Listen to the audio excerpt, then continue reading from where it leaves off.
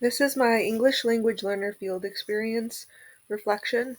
My name is Courtney Miller, and this is for MEDU 620 Curriculum and Program Assessment. A quick introduction into where I came from and how I ended up with the field experiences that I chose. I graduated from North Central College in 2016 with a passion to join the field of education. I was hired at Morton East High School in Cicero, Illinois. For the past 7 years, I have gained a plethora of knowledge and experience working within a community that houses a population where 81.8% of the families speak a language other than English at home, according to the U.S. Census. Throughout my experience, I've worked with a multitude of student populations, such as students with IEPs receiving special education services and EL learners scoring at all levels 1 through 4 on the Access Test. With little training and no endorsement in aiding English language learners, I've worked with colleagues and school leadership a vast amount to gain information and strategies on the best practices to use within my classroom to support the variety of needs of my students. Specifically, working on the students' math content specific language development has been a main focus of promoting success within my classroom. A brief description on the fieldwork I chose to engage in, starting off with the interviews that I was able to conduct. On March 3rd, 2023, I was fortunate to be able to interview Lauren Kepler and Deanna Martinez, who are two of the biliteracy coaches at Morton East High School. Throughout our conversation, I was provided with a range of resources and information about the EL and bilingual programs within the school.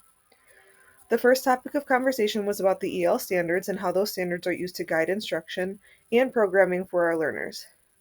I gained a lot of insight in this realm. The coaches shared the resource that they use to lead their practices when working with EL students. The resource they use is titled Guiding Principles for Dual Language Education, and it provides information on the best practices in terms of curriculum, assessment, professional development, and involving family.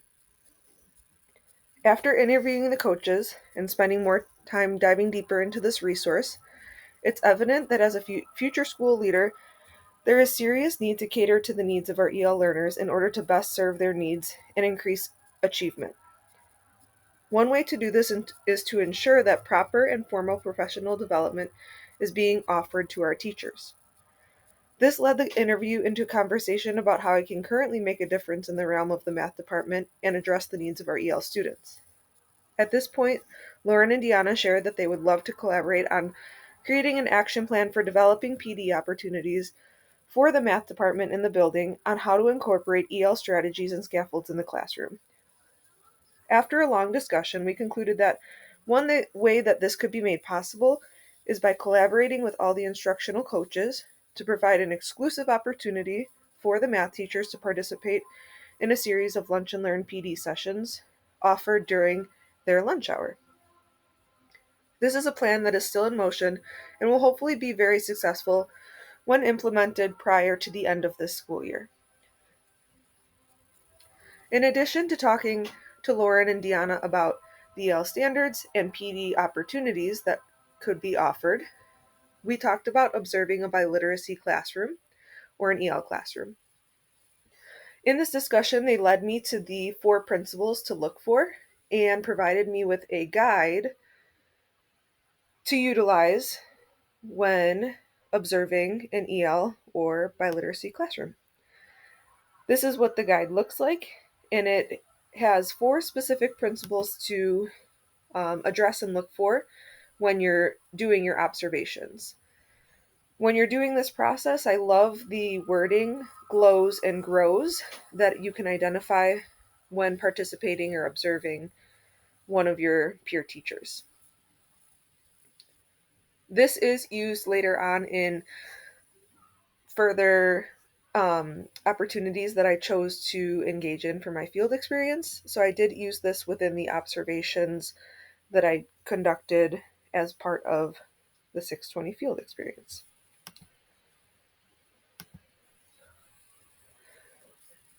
Furthermore, on February 28, 2023, I interviewed Ariana Gonzalez, the Morton East and Morton Freshman Center biliteracy coordinator. This is Ariana's first year as biliteracy coordinator. Last year, she was a Morton East dean. As I asked her a few questions that I prepared prior to the interview, she shared that the EL population is large and still growing. Since the beginning of semester 2, there have already been 18 new students screened for services. We spoke about what the screener is and how this test qualifies students for EL services. She shared that most of the questions are low-level content-based, but high-level language-based, meaning that most students would be able to perform and achieve as long as they knew the language of English, which the test is posed in. Depending on when and how a student is introduced to the Morton East community, the school leaders can use the Access Test, a home language survey, and or the WIDA screener to assess a student's need for EL support. Further into the conversation, we approach the topic of what are the best practices for involving families of EL and bilingual students. Ariana shared that the current reality is that the language barrier between the educators and families is the biggest obstacle we must overcome. In order to overcome this, she suggests that the teachers reach out to the parent liaison for communication support. Another resource is to utilize our students' abilities of being bilingual to our advantage, seeking out students who are in NHS to translate during parent-teacher conferences, asking a current student to help you draft an email or sit on a phone call with their parent or guardian, or utilizing Google Translate to draft an email that can be sent in multiple languages are a few things that we could try. The best thing we can do in this position is keep the lines of communication open and consistent with support from those around the school. At this link, you'll see a summary of the questions I asked Ariana Gonzalez about the EL and biliteracy programs at Morton, in which I was able to summarize and link in a lot of really useful information to go back to and refer to when needed. In conclusion, the time spent interviewing the biliteracy coordinator and 2 coaches at Morton East High School has proven to be time well spent.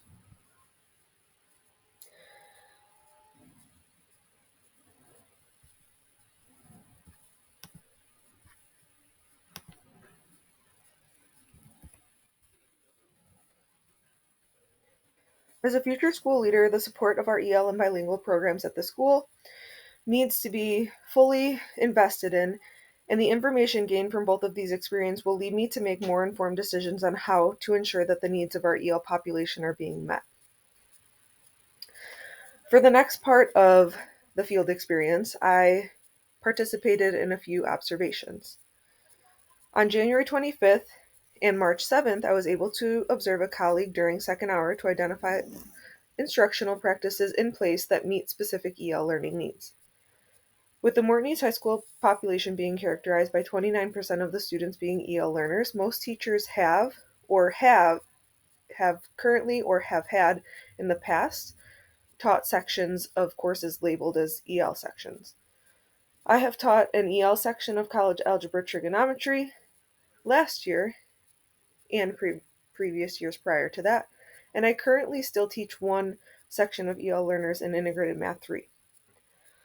Although this is true, I am not certified in EL, and thus I wanted to seek out experiences where I could gain insight on the best strategies to use within my classroom to support my EL learners.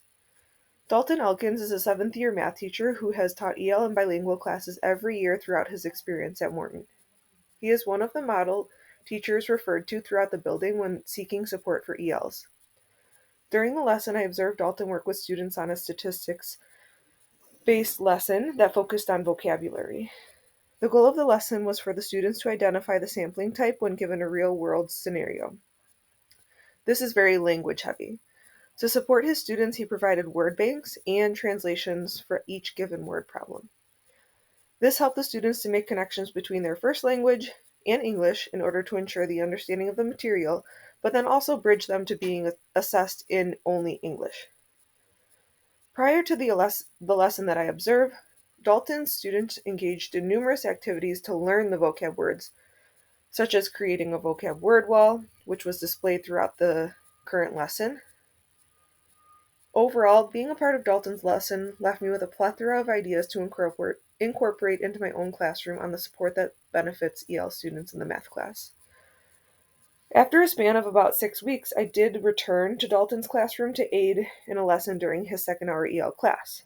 Throughout the lesson, I was able to gain hands on experience of working with students who need serious language support. Most of the students in his class are EL 1 or EL 2. This lesson included a stations activity that allowed Dalton and myself to work with small groups of his students who were not currently performing at level in the math content being presented. This was an invaluable experience because I was able to be immersed into his methods of support and could take this involvement and practice directly back into my own classroom to support my own students. Furthermore, this will also lend itself into a future leader position because I now have a deeper understanding of strategies to attempt when using to work with EL learners and their families. Without hands-on experience in this realm, I would not feel confident the way I do now in order to utilize the tools when communicating with students and families who primarily speak a language other than English. I also had the opportunity on February 22nd to observe Katie Zale during her second hour class. I was interested in seeing this class because it's an integrated to bilingual section. I wanted to observe her class to investigate the differences between bilingual and ELL classes. As I partook in her class, I noticed she was primarily teaching her class in Spanish, whereas Dalton primarily taught in English and supplemented with Spanish only when necessary. This was interesting to observe because I had not known the structure prior to witnessing the two classes. On the right of the slide, you'll see some notes that Katie used during the class with the lesson that I observed. After the observation, she told me that all note sheets for her bilingual classes have the structure of providing both languages to aid the students in their understanding not only of the math content, but also trying to bridge them into using English throughout their content classes. Without the support, many would be unable to approach the content because they're not proficient in English.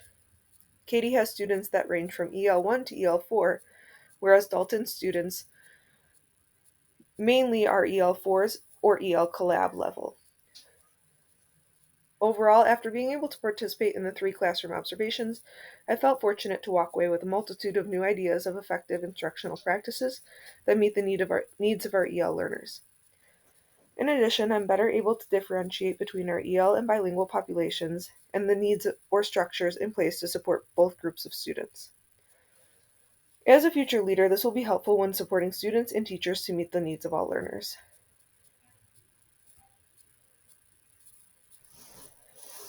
The next experience I engaged in was the reality check. On February 7, 2023, all lead teachers and administrators met to discuss the current realities of the data in our school. The 4 assistant principals at the meeting took turns to present the group with the data, ranging from attendance rates, discipline referrals, counseling office visits, grades, and club/activity engagement, broken down by various subgroups of students within our building. Within this data, a major focus was investigating the lower performance and achievement of our EL students as seen by the assessment data. For example, as seen on the slide, the EL 1 through 4 and EL collaboration students present the highest number of failed courses. This would be the columns titled E and E star. Those are failing grades. During the meeting, we collaborated on investigating inequalities or disadvantages that we can identify on methods of assessing and supporting our EL community. Prior to this meeting, each PLT leader led their team to create an action plan on creating supports for EL students within each department that will benefit the general student population as a whole, but target the EL population. At the reality check meeting, the teachers and administrators took these ideas and highlighted the ideas that will support the most change and benefit for our EL learners. This process was done by engaging in a carousel activity that started with each lead teacher sharing at least 3 ideas from their PLT conversations on giant sticky paper and posting it around the room. After this was completed, each lead teacher was paired with one partner to engage in a carousel viewing of the ideas from every department. As the timer prompted, each pair would rotate around the room, discussing the best ideas and highlights from each department. To conclude, the principal let a whole group share out to identify the most effective practices seen overall. Leaving the meeting, it was determined that one major takeaway from this activity was that we need to address the needs of our EL learners by taking time weekly to do check-ins and goal setting to encourage our students to stay on track in every class.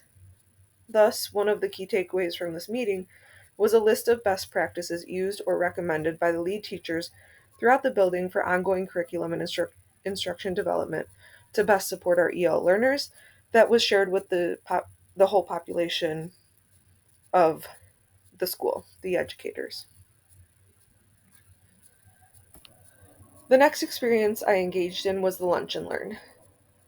On February 16th, I attended an optional professional development opportunity offered by the instructional coaches at Morton East High School. We met in room 112 during fifth period, which is my lunch hour, to engage in conversation around evaluating our formative assessment feedback strategies. Using these three inclusivity factors. The three inclusivity factors are being open to students' interests, student needs, and student abilities. Attending to these three factors in the lens of assessment will ensure that we're celebrating student identity and culture within the classroom. This creates a more inclusive and responsive learning environment. To begin the session, the three instructional coaches passed out a blank piece of computer paper and a few markers and asked us to draw an A+ worthy tree. After being given about 3 minutes, we were asked to present our masterpieces to the group. As we did so, the coaches were openly critical of how unworthy our drawings were. This immediately changed the light tone of the classroom to one that was characterized by frustration and defensive reactions from the educators. This led the group to reflect on personal assessment practices in our classroom. Do we ever set unclear expectations and then judge the work that's being produced? This sparked great conversation among the group about the populations being taught at Morton East High School. Every teacher that attended this Lunch and Learn currently teaches at least one section of EL learners. For the remainder of the session, the group engaged in conversation about how the assessments being used within our classroom can be inefficiently designed for our EL students. The instructional coaches then provided information about creating transformational assessments instead of transactional assessments to bridge the inequities that are present. Transformational assessments include having a feed-forward approach instead of feedback. This means to focus on the positive aspects of the student's current learning achievements and using those achievements and talents to expand and move forward in the learning process rather than providing feedback on the work that was done incorrectly. One way to make this transformational assessment possible in the classroom is to allow student voice and choice in the assessment process. There are a plethora of ways that a student is able to show that they have learned the content intended to be learned. Allowing students to have the autonomy on how they show the learning will benefit the investment learners have in the content being taught, leading to greater levels of student learning and achievement. Overall, throughout this hour-long session of exploring the inequities of assessment of our EL learners, I left the session with a greater confidence that understanding of how I can adjust my assessments to better serve my current students.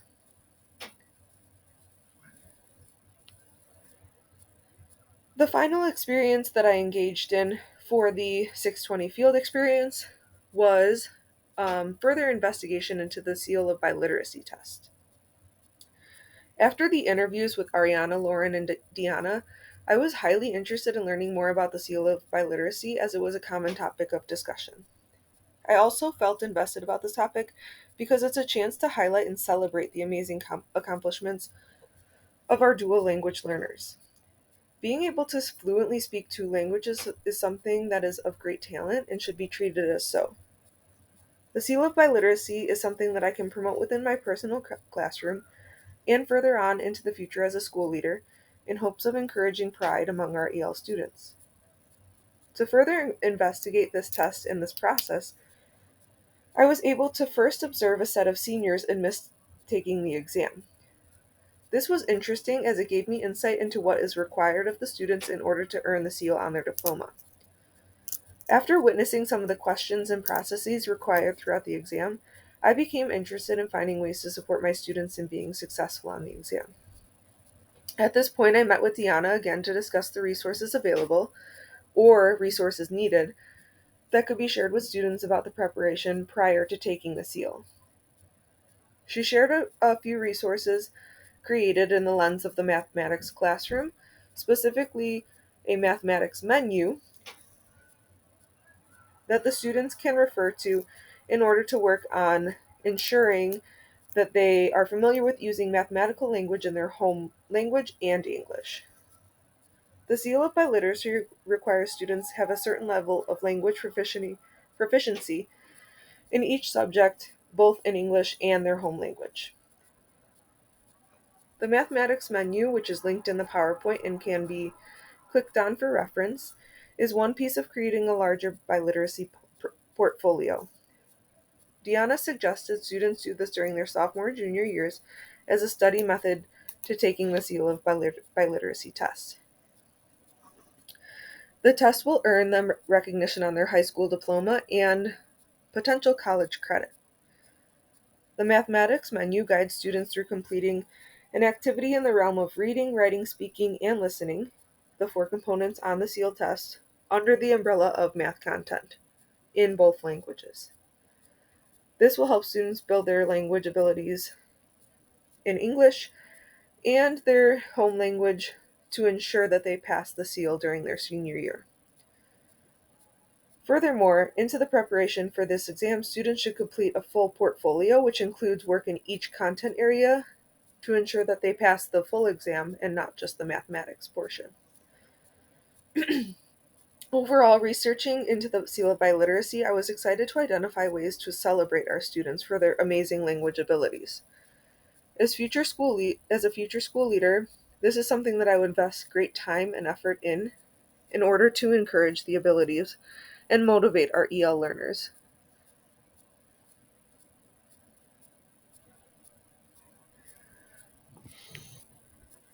Throughout the experiences above, I was able to reflect and gain a lot of great information in the realm of a future leader, specifically focused on data collection and professional development as two of the emphases that I focused on throughout each experience.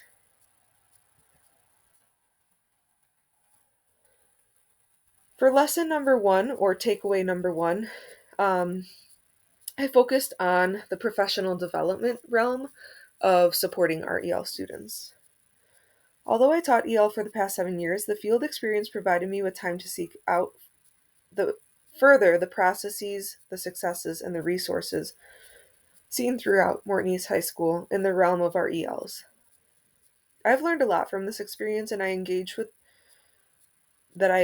with over these 10 intentionally spent hours dedicated to this assignment.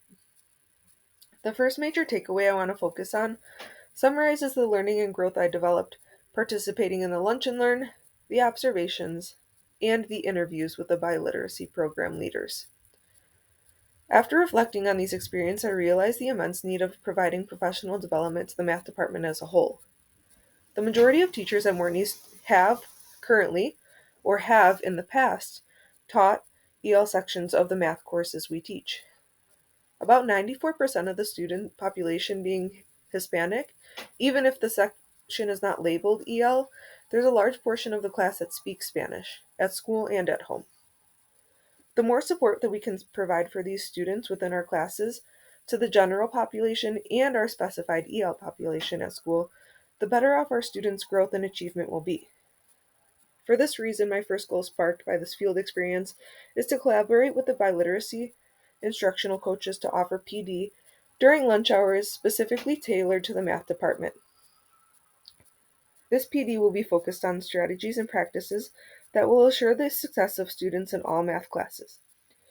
For example, creating a word wall or word bank pre-made that teachers can use in their classroom would be one resource that we could provide and would be widely used.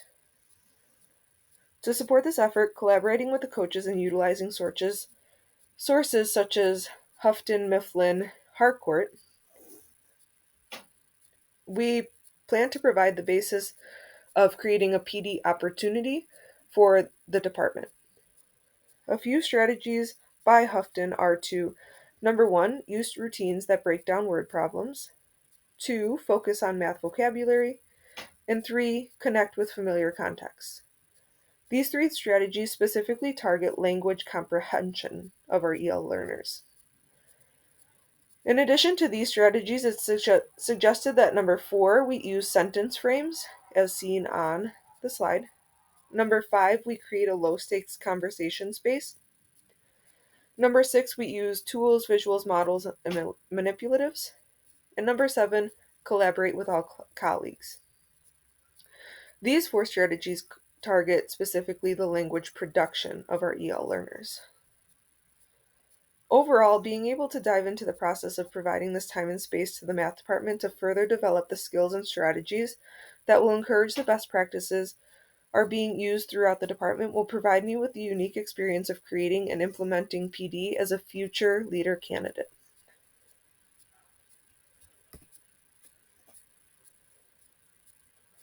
The second major takeaway I can identify from completing this field experience requirements is the importance of monitoring and encouraging our ELs to achieve high standards.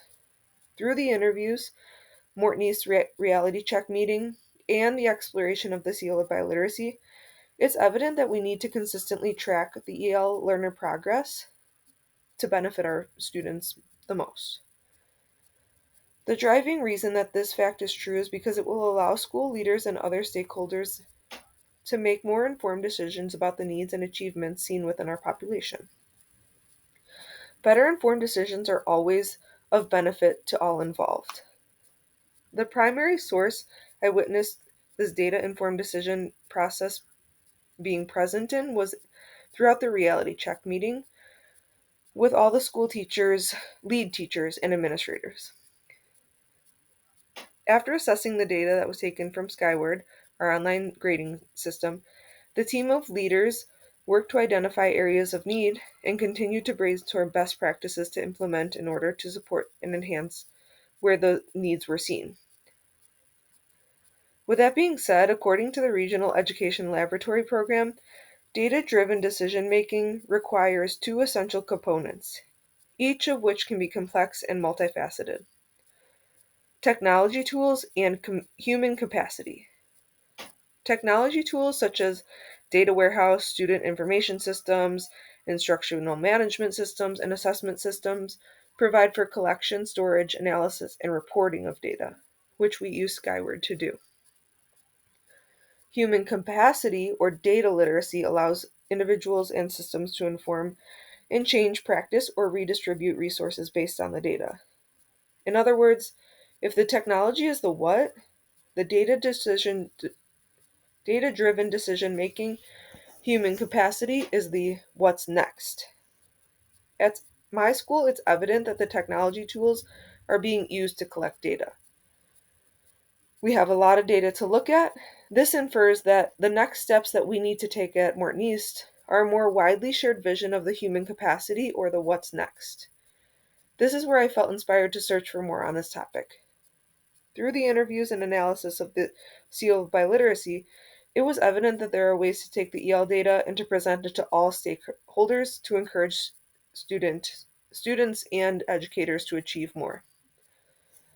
The seal of biliteracy is a huge accomplishment to be earned on the high school diploma, and with the vast majority of our students being bilingual, educators and school leaders need to invest the time and effort to motivate our learners to strive to earn this award.